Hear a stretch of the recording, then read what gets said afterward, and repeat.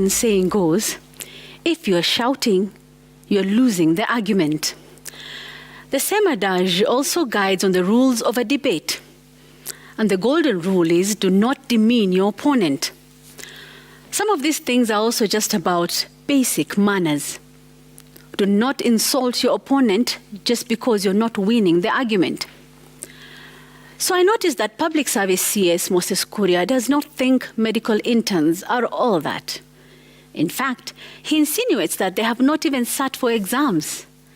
He says they have just done CATs, continuous assessment tests.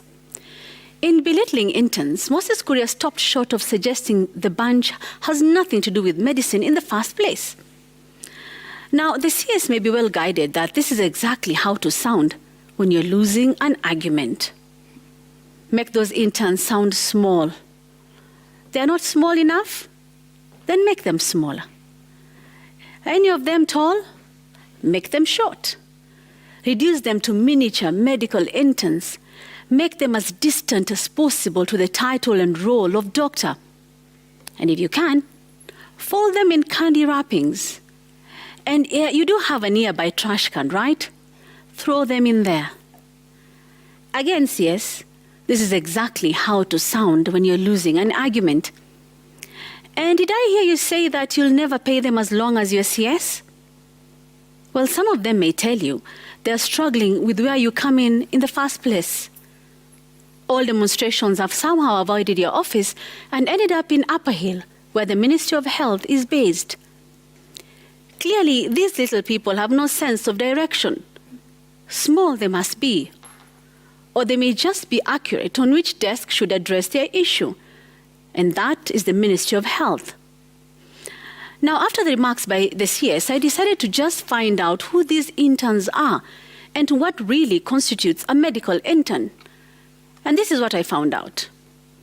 Medical interns are new medical graduates who have attained 2 degrees, a Bachelor of Medicine and Bachelor of Surgery.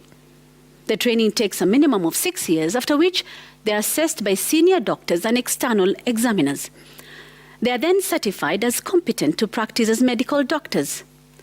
The interns are posted by the Ministry of Health to either government hospitals, faith-based ones, or sometimes private hospitals. This is where the interns are much needed and actually regarded as proper doctors by those they treat. They are licensed by the Kenya Practitioners and Dentists Council to practice medicine in those institutions they have been posted to. As a medical intern, you are licensed. The license is given from the first day, and there is no employment without that license to practice as a medical doctor for the duration of the internship, which is usually 1 year. This means they are recognized by the necessary regulatory bodies as having the qualification to practice as doctors. During that year, the interns practice under the supervision of consultants. An intern works on a day-to-day basis with patients, some doing night and day duty.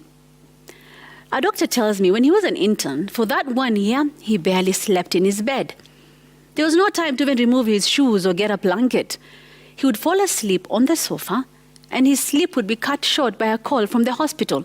Kuna emergency, njoo haraka. Their shifts are crazy. An intern can work for up to 72 hours or even more. Interns are the first one you encounter at the hospital. The consultant comes for the ward rounds and gives input in terms of experience and expertise in such situations, but the ones who man the hospital and see patients are the interns. The doctor I spoke to says during the 3-month rotations they do, he only saw the consultant twice.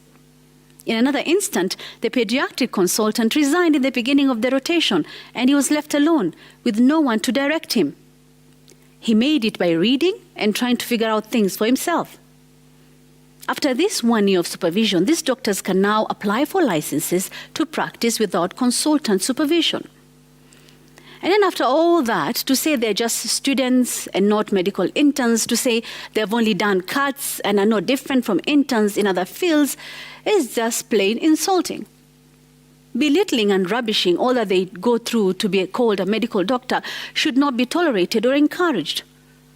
Of course, one may wish to understand that the CS is trying to cut a profile of a medical intern fit for the 70,000 shillings remuneration proposed by the government, as opposed to the 200,000 shillings the doctors' union are demanding.